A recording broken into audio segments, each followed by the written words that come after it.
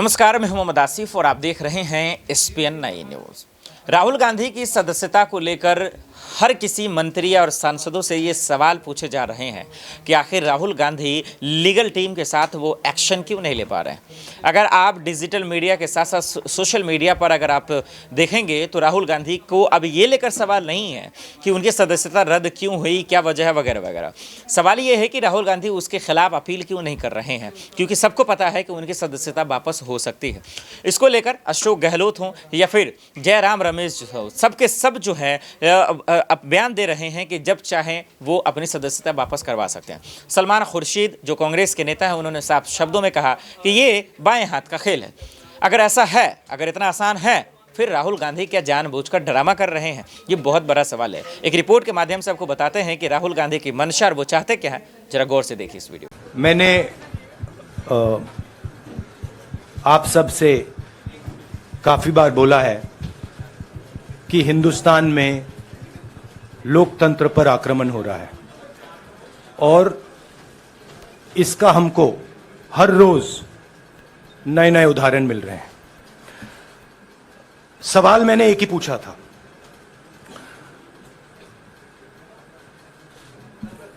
Foundation पे जाता हूं, अदानी जी की शेल कंपनीज हैं, अदानी जी की शेल कंपनीज हैं, उसमें 20,000 करोड़ रुपया किसी ने इन्वेस्ट किया। अदानी जी का पैसा नहीं है, अदानी जी का इंफ्रास्ट्रक्चर बिजनेस है, पैसा किसी और का है। सवाल यह है, ये जो 20,000 करोड़ रुपए हैं, ये किसके हैं? यह सवाल मैंने पूछा। मैंने पार्लियामेंट हाउस में प्रूफ देके, जो मीडिया रिपोर्ट से मैंने निकाला, अदानी जी और नरेंद्र मोदी जी के रिश्ते के बारे में डिटेल में बोला।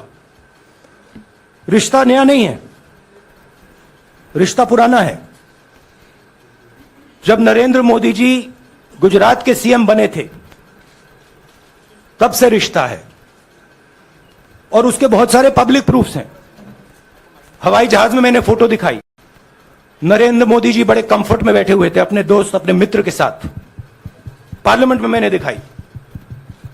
यह सवाल मैंने पूछा। फिर मेरी स्पीच को एक्सपंज किया गया।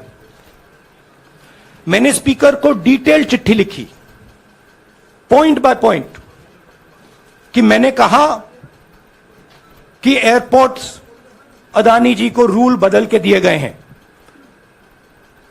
ये लीजिए रूल की कॉपी, उसको बदला गया है। चिट्ठी लिखी, कोई फर्क नहीं पड़ा। फिर मेरे बारे में मंत्रियों ने पार्लियामेंट में झूठ बोला कि मैंने विदेशी ताकतों से मदद मांगी। मैंने ऐसी कोई बात नहीं की है। मैंने कहा स्पीकर से, मैंने जाके कहा, स्पीकर सर, पार्लियामेंट का नियम है कि अगर किसी मेंबर पर कोई एक्यूजेशन लगाता है तो उस मेंबर को जवाब देने का हक होता है।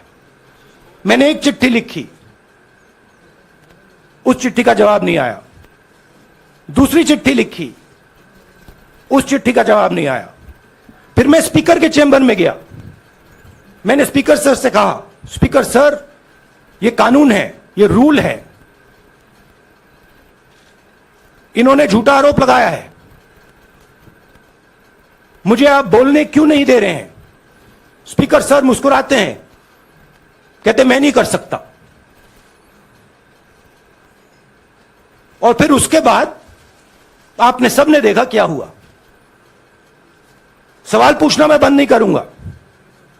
नरेंद्र मोदी जी का अदानी के साथ क्या रिश्ता है और 20,000 करोड़ रुपए किसके हैं, मैं पूछता जाऊंगा। मुझे कोई डर नहीं लगता इन लोगों से। और अगर ये सोचें कि मुझे डिस्क्वालीफाई करके धमका के, जेल में डाल के मुझे बंद कर सकते नहीं। मेरी वो हिस्ट्री नहीं है। मैं हिंदुस्तान के लोकतंत्र के लिए लड़ रहा हूं और मैं हिंदुस्तान के लोकतंत्र के लिए लड़ता रहूंगा। किसी चीज से नहीं डरता हूं। यह सच्चाई है। आपने देखा ये रिपोर्ट और देखकर आप समझ गए होंगे कि दरअसल राहुल गांधी ये चाहते हैं कि भाई मोदी सरकार के सामने हम झुके नहीं। वो ये चाहते हैं कि आखिर बीजेपी के सामने मैं झुक कैसे सकते हैं। अब यहाँ पे दो बातें हैं। बात नंबर 1 और वो ये कि क्या राहुल गांधी अपने बयान देकर खुद फंस तो नहीं गए कि भाई मैं पीछे हटने वाला तो नहीं हूं, मैं बहुत बड़ा अहंकारी हूं। हालांकि ये आरोप भी उन पर लगे कि बहुत बड़ा अहंकारी है। इसको लेकर कांग्रेस ने एक और रिपोर्ट जारी किया और बताया कि राहुल गांधी को अहंकारी क्यों बताया जा रहा है। जो व्यक्ति अदानी, जिसकी संपत्ति पहले 3,000 करोड़ थी, उसके बाद उसकी संपत्ति 50,000 करोड़ बन गई, फिर उसके बाद उसकी संपत्ति 2 लाख करोड़ बन गई, लेकिन 2.5 साल में उसकी संपत्ति 12 लाख करोड़ बन गई। ये कैसा बना? इसके लिए राहुल गांधी जी ने पार्लियामेंट में चंद प्रश्न पूछे। पहला प्रश्न तो ये पूछा कि मोदी जी, अदानी के प्लान में आप आए थे, ये आपके और उनके रिश्ते क्या है? दूसरा प्रश्न इनका था कि जो अदानी इतना छोटा इंडस्ट्रियलिस्ट है, उसको इतना बड़ा आपने किया, इसका कारण क्या है? और तीसरा, आप फॉरेन कंट्री जब जा रहे हैं, दूसरे मुल्कों पे जब जाते हैं, उनको प्लेन में लेके जाते हैं, कितने बार लेके गए? चौथा प्रश्न ये था कि आप जहाँ जहाँ जाते हो उसी वक्त वो भी वहाँ पर आके मिलते हैं, उसका कारण क्या है? और पांचवी बात ये है कि जब आप वहाँ पर जाते हैं, वहाँ के प्राइम मिनिस्टर्स, वहाँ के फॉरेन मिनिस्टर्स, वहाँ के कैपिटलिस्ट लोगों के साथ मिलवाते हो, ये क्या बात है? इन चीजों को आप उत्तर दे दो। और छोटे से समय पे एक आदमी इतना पैसा कमा सकता है, जब देश में 50% लोग अभी भी उनकी इनकम केवल गरीबी रेखा के नीचे है। लेकिन ऐसे बड़े लोगों का जो आज संपत्ति बढ़ रहा है, इतना फास्ट बढ़ रहा है, कोई पर कैपिटा इनकम दूसरों का उतना नहीं बढ़ रहा है। इसके लिए जो सवाल किए थे, उन सवालों का जवाब वो नहीं दे सके। और पूरे पार्टी के नेता लोग, यहाँ पर जो जितने भी पार्टियां, हमारे 18 पार्टी आज आए हैं, एक भी पार्टी मिस नहीं हुआ। सभी मिलके यही मुद्दा पूछ रहे कि भाई आप ज्वाइंट पार्लियामेंट्री कमेटी बिठाओ, उसमें खुल के आएगा, सत्यता बाहर आएगी, रिकॉर्ड्स देखेंगे और रिकॉर्ड्स छानबीन करने के बाद जो चीज बाहर आएगी वो सबको मालूम होगा, ट्रांसपेरेंसी होगी।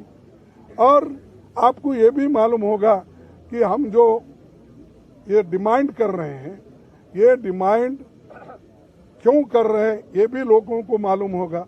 तो ये जो चीजें हैं, उनके फाइल भी जांच हो गई। और आप जेपीसी करने को क्यों डर रहे हो? आपका तो मेजॉरिटी है, 2/3 मेजॉरिटी है, बहुमत है।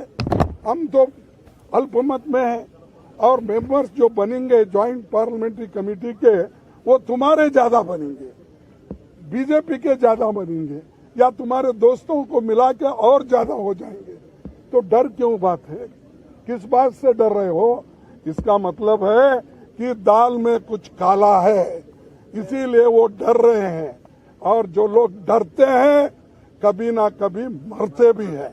आपने दोनों रिपोर्ट देखा और दोनों रिपोर्ट देखकर आप समझ गए होंगे कि दरअसल राहुल गांधी ये बताना चाह रहे हैं कि बीजेपी तो ये काम करेगी, मोदी सरकार तो ये काम करेगी हमें दबाने के, लेकिन किसी भी सूरत में हम झुकना नहीं चाहते। पहले उनकी सदस्यता रद्द हुई, यानी संसदीय चली गई, फिर उसके बाद जो है उनका बंगला खाली करने का ऑर्डर मिला और अब वायनाड वो जाने वाले। अब देखते हैं कि क्या संसदीय उनका सदस्यता वापस होती है या नहीं, और इस पर कांग्रेस का अगला रुख क्या रहता है। देश दुनिया की बड़ी खबरों के लिए देखते रहें SPN न्यूज़। नमस्कार।